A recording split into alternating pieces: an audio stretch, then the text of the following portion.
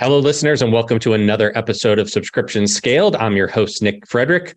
With me today is Ann Boyd, who is the Chief Marketing Officer at Stoplight. Ann, welcome to the show. Thanks, Nick. I'm really pleased to be here.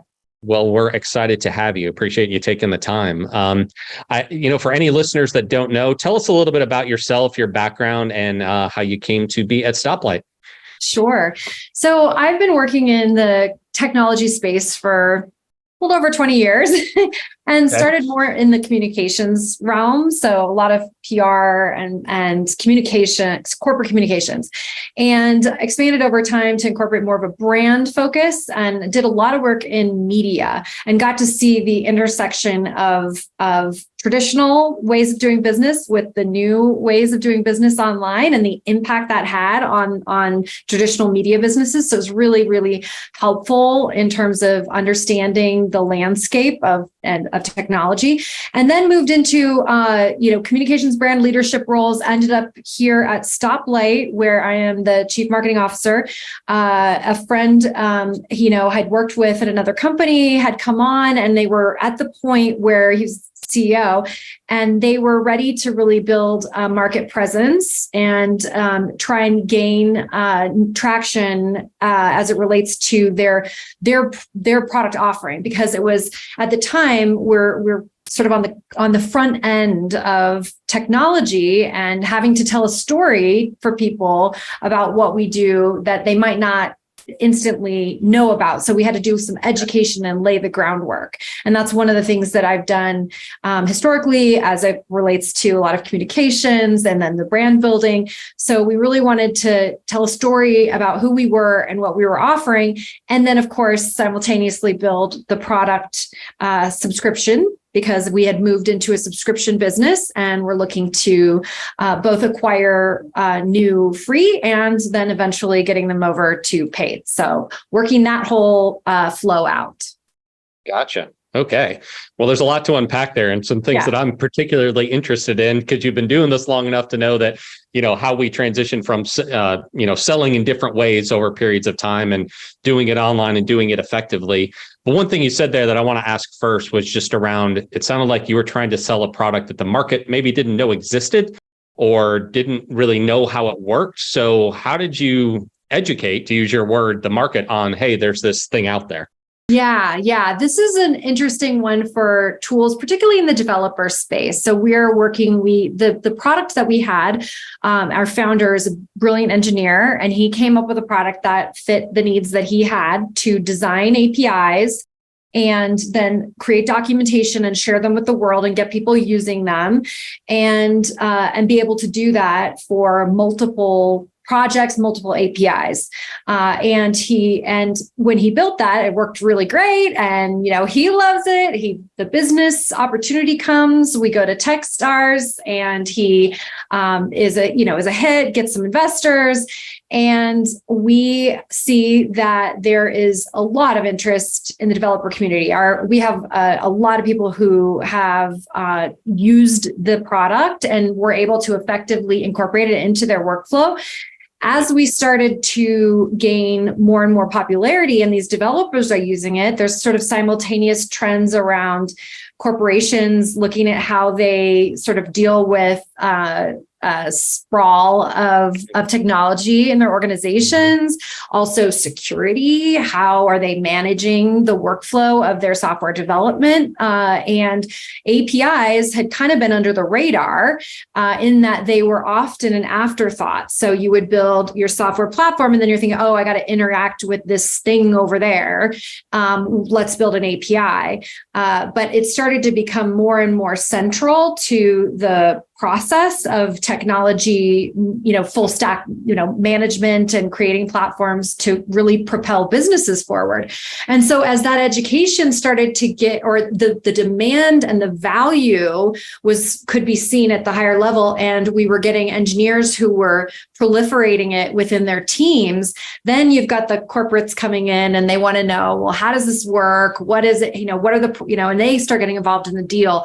And so we had a gap between those original users and the folks that were now coming into a position of getting really invested because of the value, and also needing to approve for other reasons, very, reasonable reasons.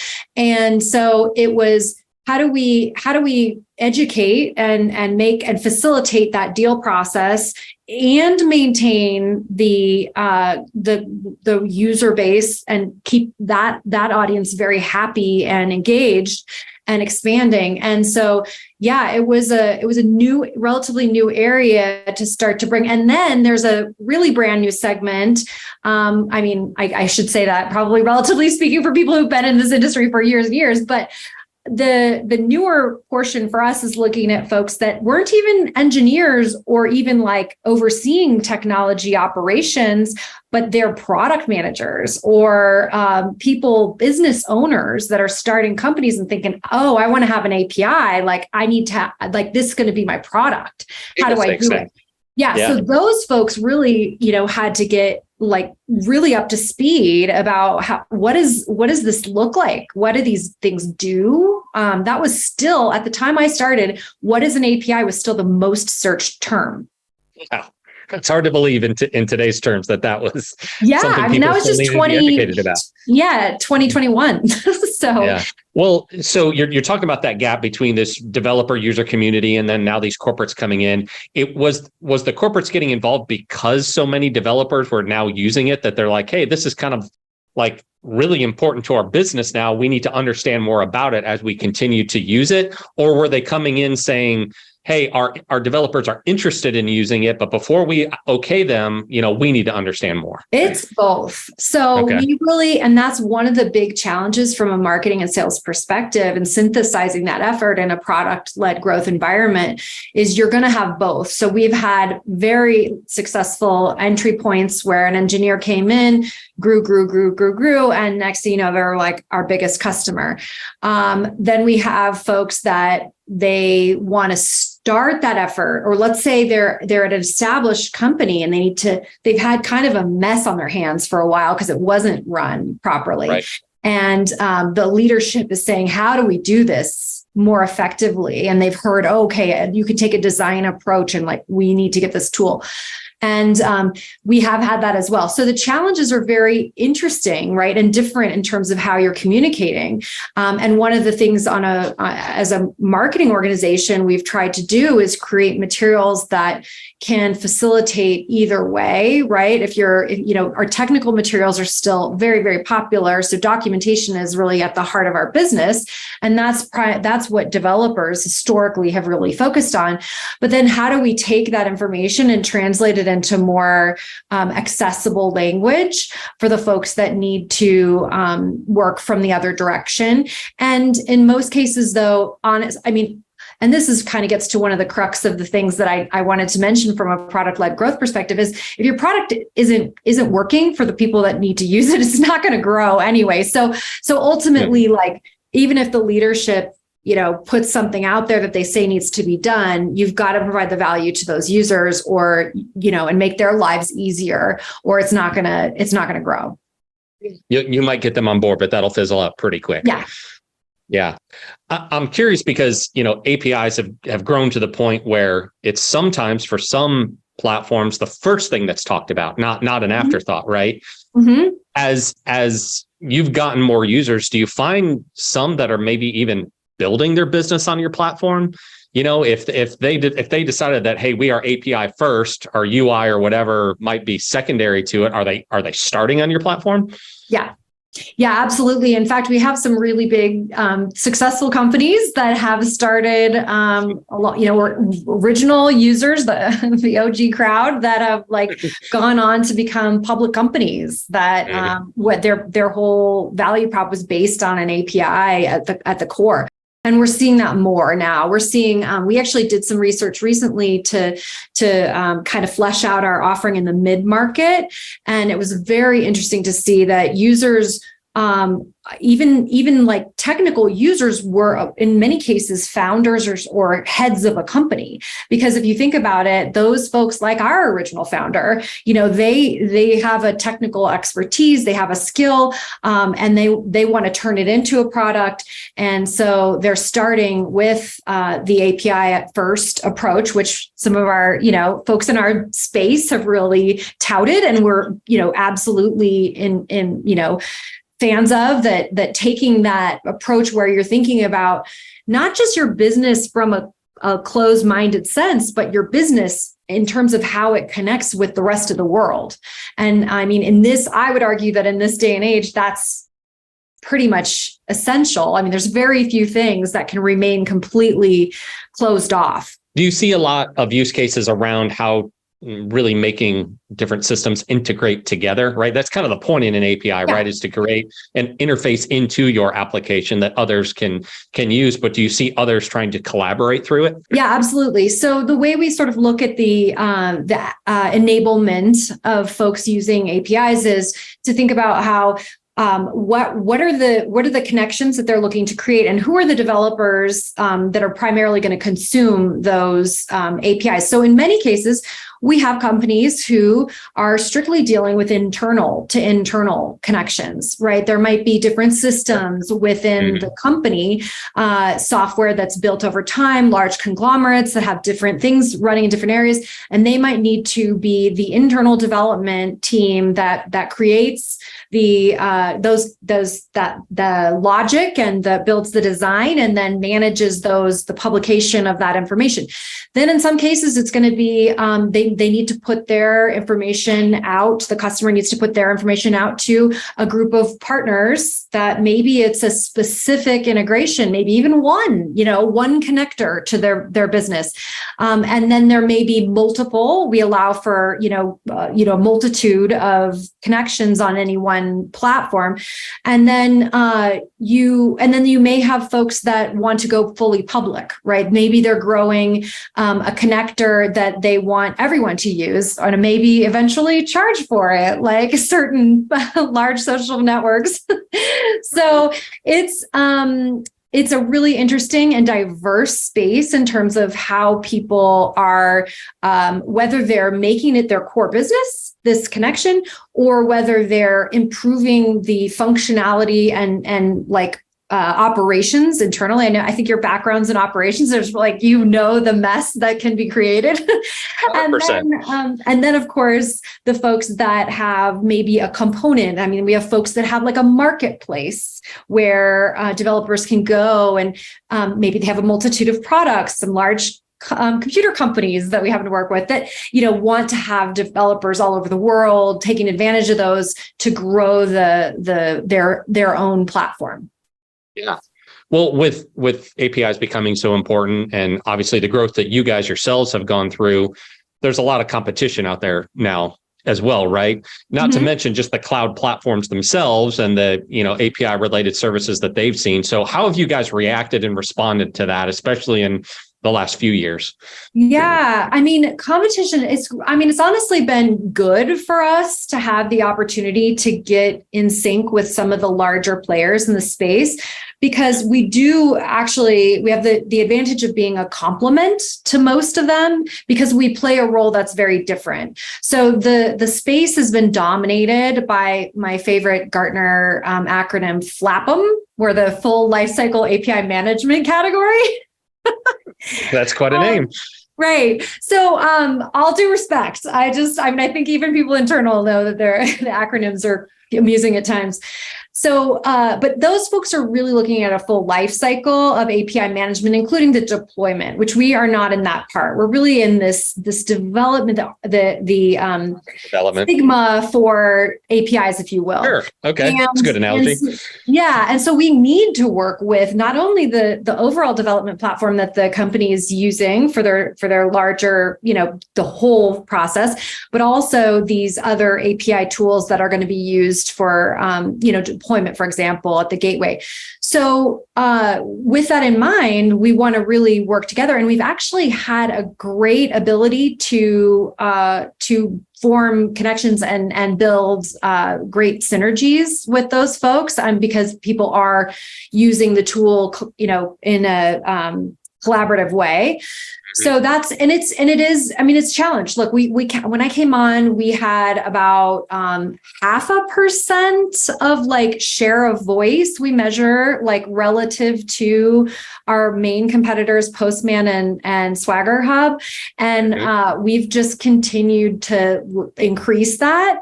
And I think we're at we were about 11% for the year last year. So it may not say much to folks that don't follow media regularly, but just to think in terms of the 10x improvement in our brand recognition and the talk about us relative to those other players, and part of that is telling a collaboration story, and this space is very niche. Where for a long time there's been these really amazing experts in the space.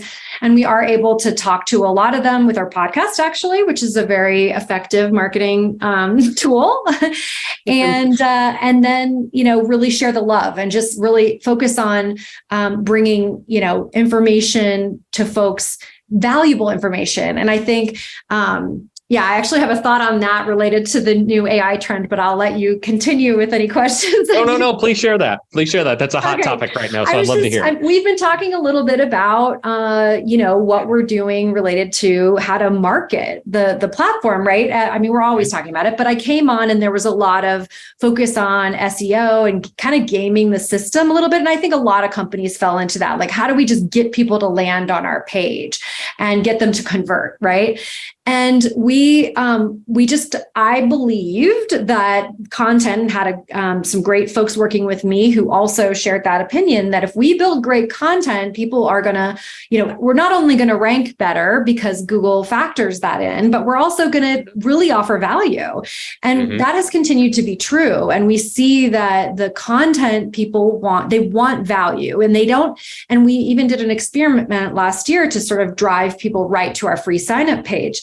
And to try and like accelerate the conversions. And we can do it to a certain extent, but we still find that people appreciate more context and they want to be, nurtured in the process. So I do think that, I guess that would be one thing for, folks to think about as they start to bring a subscription into the world. It's like, you don't just throw your baby in someone's lap, right? You got to tell them this is their blanket, this is how you hold it, whatever. I don't know. That may not be a good analogy, but I feel like there's often some kind of missed opportunities to see. And I think with the thought I had about AI is that I think as we move potentially to a world where folks are getting more narrative responses to searches. You need to explain yourself. You need to have information out there in the world that these crawlers are going to find and synthesize into their results. Well, I'm curious kind of on that point. I'm going down a little bit of a rabbit hole here.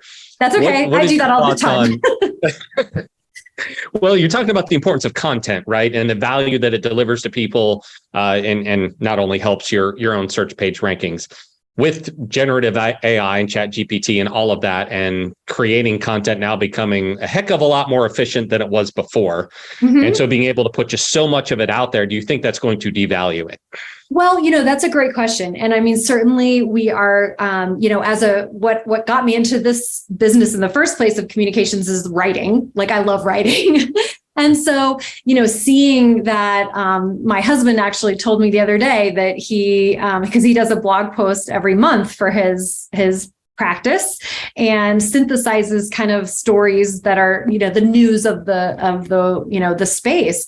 And just for Kixie sort of checked out the chat GPT and was able to create a, nice blog post with just plugging in the articles that he wanted to look at. And I think there's certainly some really good uses. I know I've met another marketer who, amazing woman who had like 9 different sequences that she had set up for the various folks coming into her platform. And there was the use of AI to adjust the communication. I mean, I think there's some wonderful short form for the most part, right?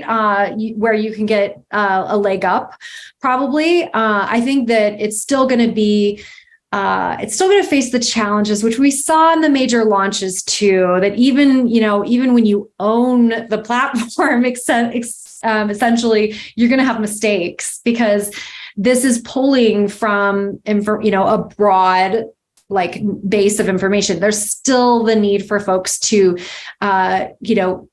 check accuracy, provide, editing. And I think that that's still a very valuable part of the process and something that's going to be, maybe we'll get to that point where there's an editor bot, but we'll see that you could program. I mean, that's actually, interestingly enough, part of what we're looking at too. And it's, sometimes I really am, think about the parallels of just the process of like a grammar check or like Grammarly goes through your document, right? Like in order to really scale, those are helpful things. And for APIs, we are trying to offer the same scaling tools, right? To check that you're following a standard.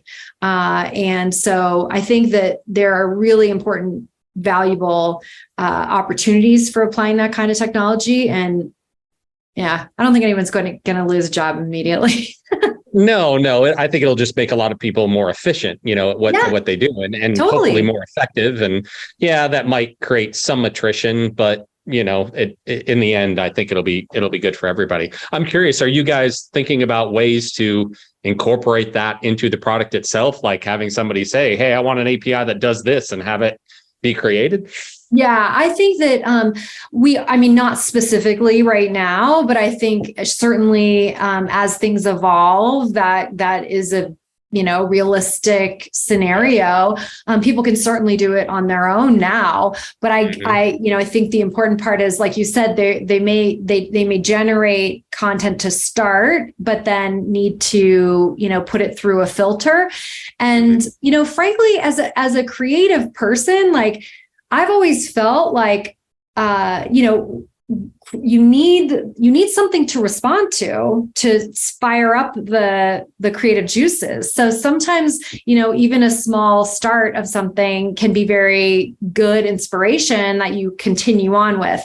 Of course, the danger of people just like, I have kids in middle school right now, copying content straight from the web.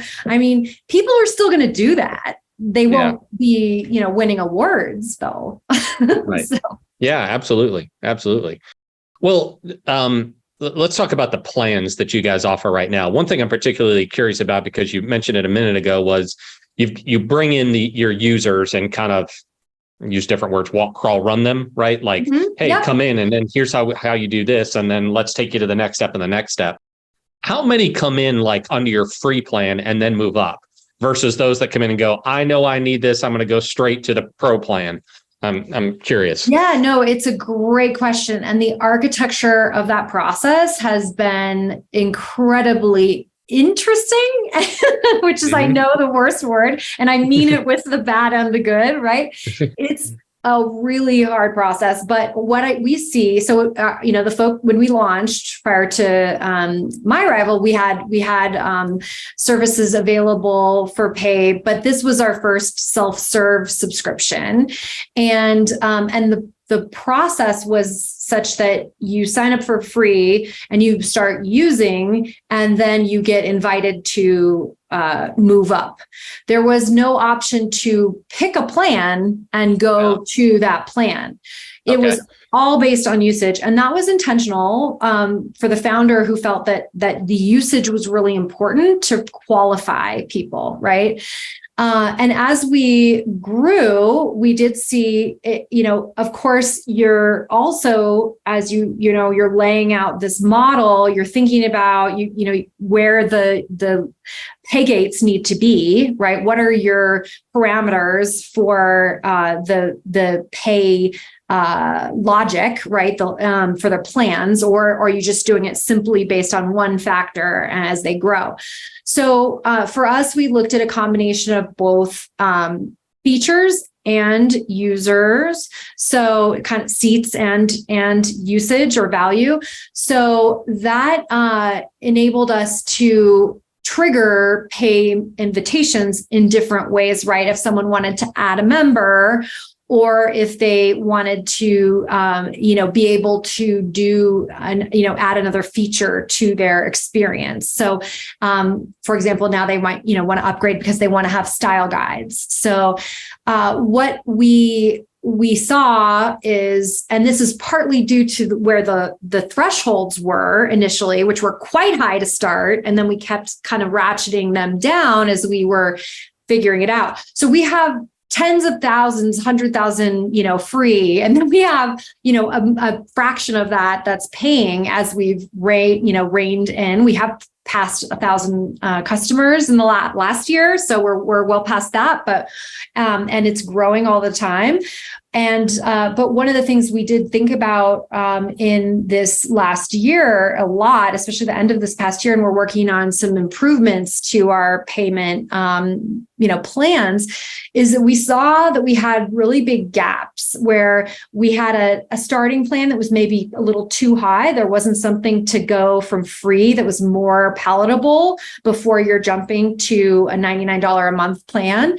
And then we also had a gap between that starter plan and our pro plan, which was a hindrance for folks that needed another level of sort of, and I think about it like a ramp, and you're building that ramp going up to the highest level of financial opportunity for you, but it has to correlate with the value that the customer is getting as well.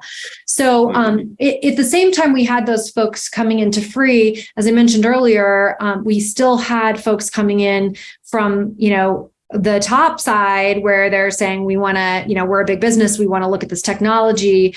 And in that case, we do enterprise trials, and we were able to let them, get into the product for free, and then, develop a contract, and they're a more traditional sale opportunity. So, so that's a pretty manual process at this point. Gotcha. So that sounds like what went from an entirely usage-based model originally into something that's more tiered based. We've seen in a lot of other subscription services it kind of going back the other way in some cases, because people are like, it seems to be a barrier of entry in some cases where they're like, this sounds good, but I'm really not sure how much I'm going to use it. So, sometimes we're seeing hybrid plans. Or is that something you guys are thinking about? Yeah, I definitely pored over the research and thought about it a lot. And we ultimately felt like one of the other gaps we had was that people, because of that information sort of, or the education gap in general, and this newness of the subject matter, relatively speaking, we wanted to present people or be more conscious about presenting options that felt easy for people to identify when they get in there. And so that's one of the things. And I think you can go either way, right? You can try and present something that says, they can say, oh, I get that. That really makes sense to me. That's exactly the problem I need to solve. Or you can go in kind of the other way, which, obviously a pure usage, you're betting that they're going to just give it a try and keep going, right? For our product, there are some features that are just really necessary when you get to a certain level, and they're just not and when you have a small team of, like 3 people, or even a startup company with like 5 or something, you don't need teams to organize. And there are other things that we do, that add additional value in terms of, we would call governance features that like you're jumping up to a more professional level. So anyway, my hope is that by helping people self-identify easily, like I'm an individual, I'm doing this, here's what I need, will be more helpful at this point to keep the kind of plan model. Because the other thing that's tricky, I mean, I'd be curious to hear from others on this topic, but the architecture of your product is, you have to work that out too. So it's not just like, hey, let's just flip the switch and turn to this other model, So that was something that I had to take into consideration too, in this, climate. So we opted to modify our current structure and give it a go with a better tiering, hopefully. Or the inputs into making that decision? Were you talking to existing customers, talking to prospects, looking at external market data? I assume it's at least a little bit of all of those things, but like, what were the kind of main inputs there? All of the above. So I pulled data everywhere I could, from our customer usage, our current customer firmographics. I looked at, also including the financial analysis of where the value is coming from. We looked at, I read a lot on, just SaaS pricing model recommendations and things. And I heard the same thing that you heard too. I mean, there is this move in an economic downturn in kind of environment that people are very cost conscious. And we have seen that too, right? If there's a reason to drop something, they will right now. And that's why you have to make, you have to provide the value, but also make sure that you're checking off the sort of minimum requirements in anything you're offering. But yeah, I think people want to have flexibility. I spent a lot of time even talking to finance folks to sort of understand how they looked at approval of products, and also what were the issues that they encountered. I mean, I was fascinated to speak to a CFO who I just mentioned, and I'm thinking he's not going to really care about this. And he was like, oh my God, that sounds so amazing. We've lost so much time and money on projects where developers, like, that part was all messed up. And this makes so much sense. So it's just, canvassing. We didn't have enough money to do really like a big, proprietary research, but we were able to send some surveys out and get some new information. And then we hope to also, I think this is a really big opportunity for companies now in this space, is you can test and you can launch things incrementally and see how they go. So we're actually at that phase right now, and we just introduced our basic plan, and we're getting it out to folks who have recently downgraded, and so we can see, hey, you told us that our plan was too expensive. What do you think of this one? And then from there go obviously to the that 90% of our users that are in the free, to try and encourage them to see the value they can get on the paid version.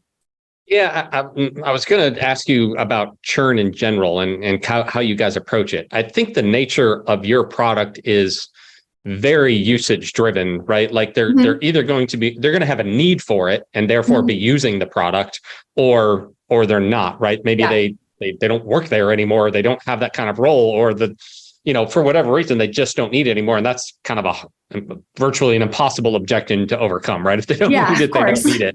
But where you do see it, what sort of reasons and how do you guys address those? So yeah, we've looked at a few buckets of churn reasons, and our churn really hasn't been super significant. I mean, we saw a little uptick towards the end of the year, and I think people were just cleaning house, right? And like you said, if somebody who was the advocate has moved on to a different role or a different company, there is that expertise gap, and then you need to find your new advocate. But most often, we've found that wherever they go, they bring us. So that is a great opportunity too. But the too expensive, or in our case, because we have some folks grandfathered into levels that were the original free levels. So we have some folks that are technically not in compliance with our current standards, and we need to go and sort of work through those. And so we have some folks that said, oh, free does what I need, right? So I don't need it, which is to me kind of the same thing. Like, you want to pay for the value, right? And if the price is too high for the value you believe you're getting, or you can just get it for free, people are going to flow where that free is.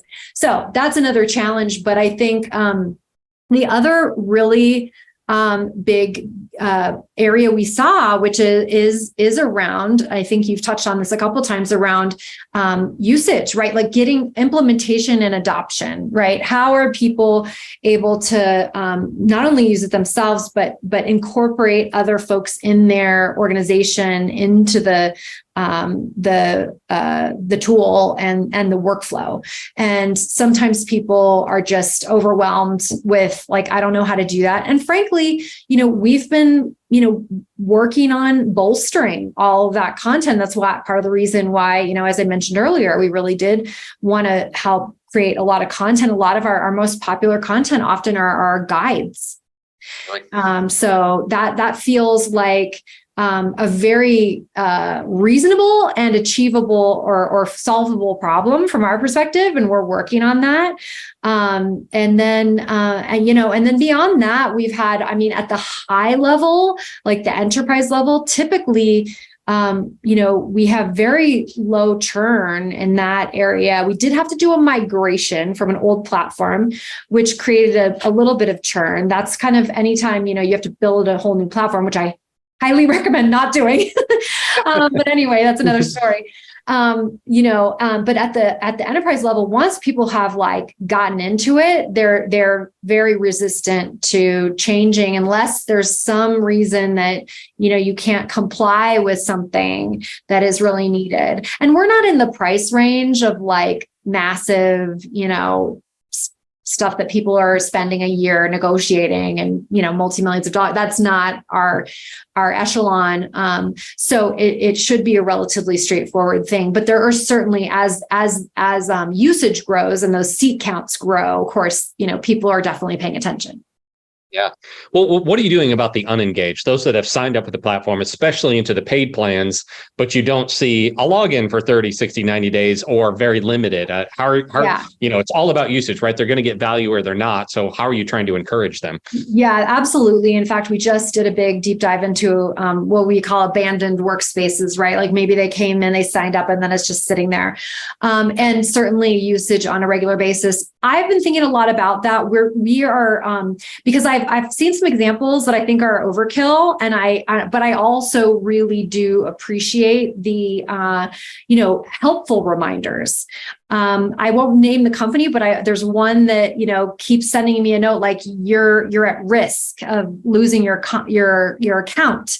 Like even though it's a free thing and like just using it, right? So they're just trying to juice their user numbers or usage numbers. So that annoys me, and I don't want to like replicate that kind of a thing, but I do want to take advantage of the opportunity to bring new information, helpful information to possibly people that just got distracted or overwhelmed.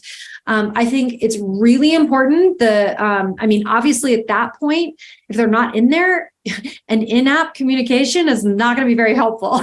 So we do rely on email marketing still to a certain extent. We find that to be relatively useful. We have quite a large email newsletter list beyond our customer base. It's a kind of an industry thing, which is really great. And we do take the opportunity when we have something new to link people to, the opportunity, of course, to sign up. We're working on better deep linking too.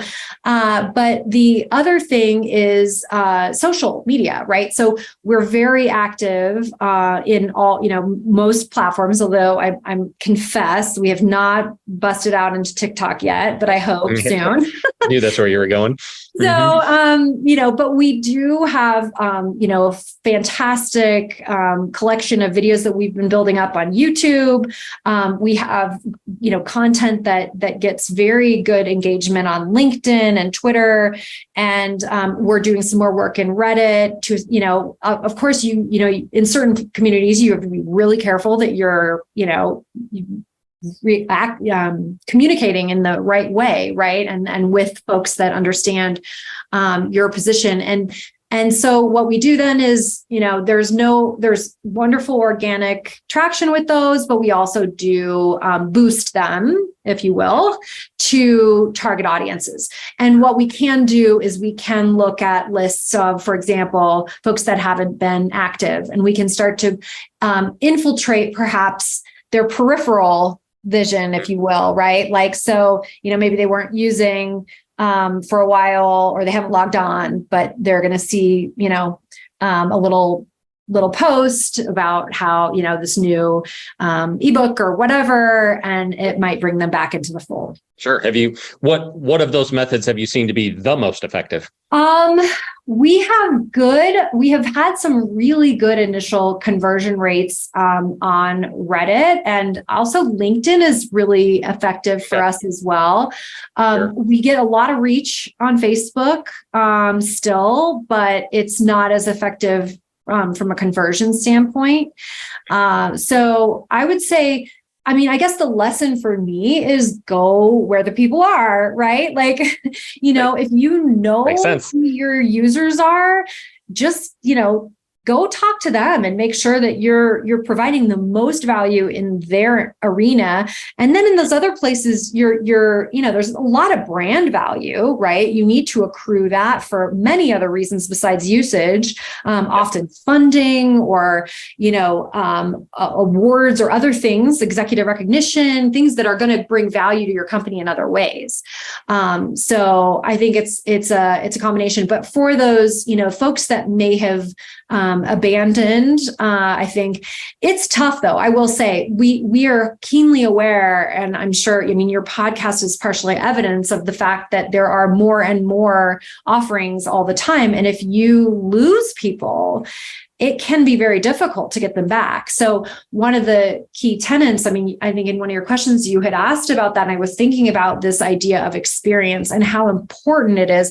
You've got to get the value first, and then you've got to make it easy so they see the value, they can easily buy, and then you've got to make sure the experience stays great, right? And respond. And I think your last guest really was on the customer service side of things. And to me, that is just so essential. How you help people utilize and grow is sort of everything, right?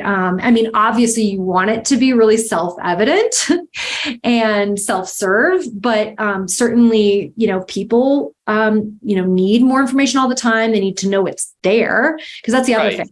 You put things out there and people don't necessarily find it. So you kind of got to get it in their face once in a while.